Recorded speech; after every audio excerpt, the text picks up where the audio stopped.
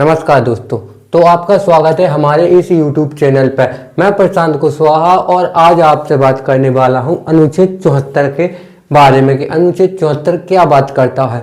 तो अनुच्छेद 74 कहता है राष्ट्रपति को सहायता और सलाह देने के लिए मंत्रिपरिषद, मतलब कि जो राष्ट्रपति को सलाह देने के लिए और सहायता प्रदान करने के लिए जो मंत्रिपरिषद का गठन किया जाता है, तो उसके बारे में बात करता है अनुच्छेद 74। तो चलिए इसका खंड 1 क्या कहते हैं, चलिए उसे देख लेते हैं।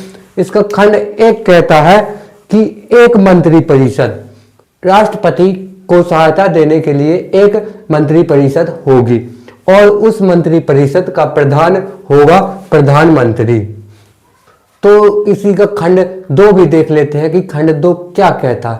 तो खंड 2 कहता है कि न्यायालय में जांच नहीं, मतलब है कि राष्ट्रपति को मंत्रिपरिषद जो सलाह देती है तो न्यायालय में उस विषय पर कोई जांच नहीं होगी कि मंत्रिपरिषद ने राष्ट्रपति को क्या सलाह दी है और क्या कार्य करने को कहा है। इस विषय पर कोई चर्चा नहीं होगी न्यायालय में और कहीं भी नहीं होगी। मंत्रिपरिषद के द्वारा दी गई सलाह को गुप्त रखा जाएगा। तो चलिए इसी के साथ साथ हम अनुच्छेद 75 को भी समझ लेते हैं कि अनुच्छेद 75 क्या कहता है। तो अनुच्छेद 75 मंत्रियों के बारे में अन्य उपबंध कहता है कि मंत्रियों के बारे में और उपबंध क्या क्या हो सकते हैं, वो अनुच्छेद 75 बताता है। तो अनुच्छेद 75 का खंड 1 कहता है कि प्रधानमंत्री की नियुक्ति राष्ट्रपति करेगा। मंत्रिपरिषद में प्रधानमंत्री की नियुक्ति राष्ट्रपति करेगा और अन्य मंत्रियों की नियुक्ति प्रधानमंत्री की सलाह से राष्ट्रपति कर सकेगा।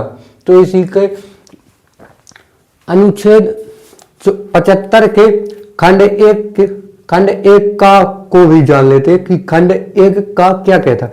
मंत्रिपरिषद में प्रधानमंत्री सहित मंत्रियों की कुल संख्या लोकसभा के सदस्यों की कुल संख्या के 15% से अधिक नहीं होगी।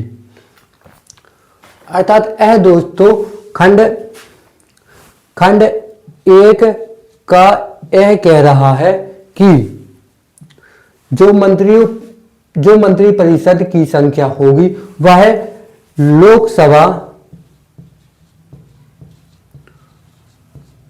लोकसभा की संख्या से 15%, लोकसभा की संख्या से 15% से अधिक नहीं होगी। मतलब है कि मंत्रिपरिषद में केवल उतने सदस्य होंगे जितने लोकसभा के 15% सदस्य होंगे। लोकसभा के 15% सदस्यों की संख्या से अधिक मंत्रिपरिषद की सदस्यों की संख्या नहीं हो सकती है। तो इसी का खंड 1 खा भी पढ़ लेते हैं कि खंड 1 खा क्या कहता है। तो खंड 1 खा कहता है किसी राजनीतिक दल का संसद के किसी सदन का कोई सदस्य, किसी राजनीतिक दल का संसद के किसी सदन का कोई सदस्य होगा, मतलब किसी राजनीतिक दल का संसद में कोई सदस्य होगा जो 10वीं अनुसूची के पैरा 2 के अधीन उस सदन का सदस्य होने के लिए निर्रहित है। जो 10वीं अनुसूची के पैरा 2 के उपबंधों के अधीन सदन में निर्रहित होगा।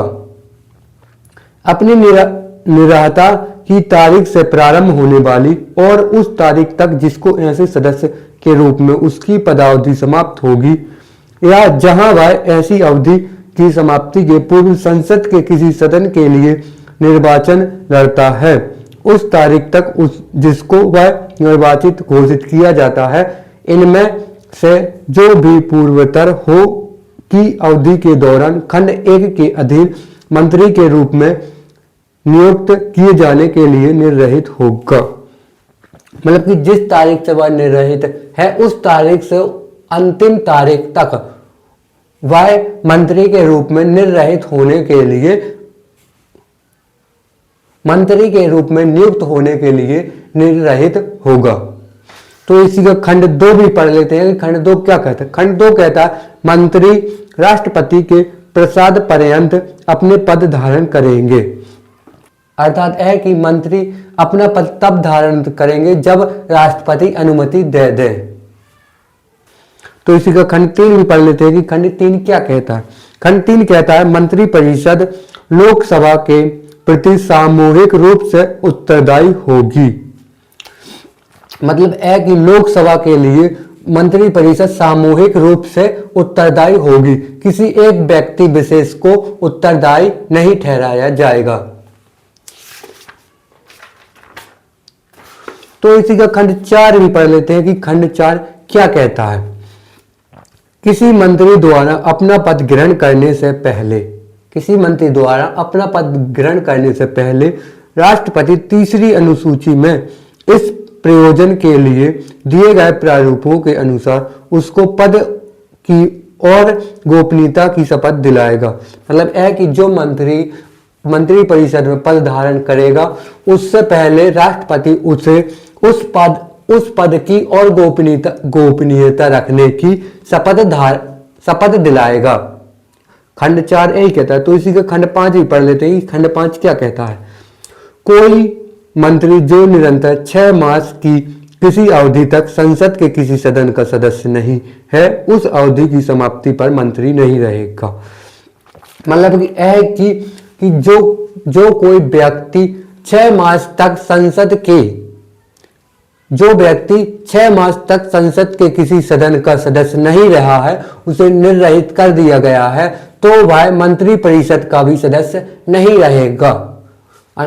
खंड 5 यही कहता है। तो इसी का खंड 6 भी देख लेते हैं कि वो क्या कहता है। मंत्रियों के वेतन और भत्ते ऐसे होंगे जो संसद विधि द्वारा समय समय पर अवधारित करे, और जब तक संसद इस प्रकार अवधारित नहीं करती है तब तक ऐसे होंगे जो दूसरी अनुसूची में विनिर्दिष्ट है। खंड 6 में यह बताया गया है कि मंत्री परिषद के मंत्रियों के वेतन भत्ते कितने होंगे, किस प्रकार के होंगे। तो इसमें यह बताया गया है कि मंत्रियों के वेतन भत्ते उस आधार पर होंगे विधि के अनुरूप, संसद जितनी निर्धारित करे वह वेतन भत्ते होंगे। लेकिन जब तक संसद यह निर्धारित नहीं कर देता कि मंत्रियों के वेतन भत्ते क्या होंगे, तो तब तक दूसरी अनुसूची में दिए गए वेतन भत्ते ही मंत्रियों के वेतन भत्ते होंगे। तो चलिए इसी के साथ हमारा अनुच्छेद 74 और अनुच्छेद 75 खत्म होता है, जिसमें मंत्रिपरिषद के बारे में बताया गया है। तो मिलते हैं अगले वीडियो में, जिसमें हम जानेंगे भारत के महान्यायवादी के बारे में, the attorney general of India के बारे में। तो उस वीडियो को देखना ना भूले। उस वीडियो के लिए हमारे चैनल को सब्सक्राइब कर लीजिएगा। और हाँ, यदि इस वीडियो के आपको PDF नोट्स चाहिए तो हमारे टेलीग्राम चैनल को भी जरूर ज्वाइन कर लीजिएगा। धन्यवाद।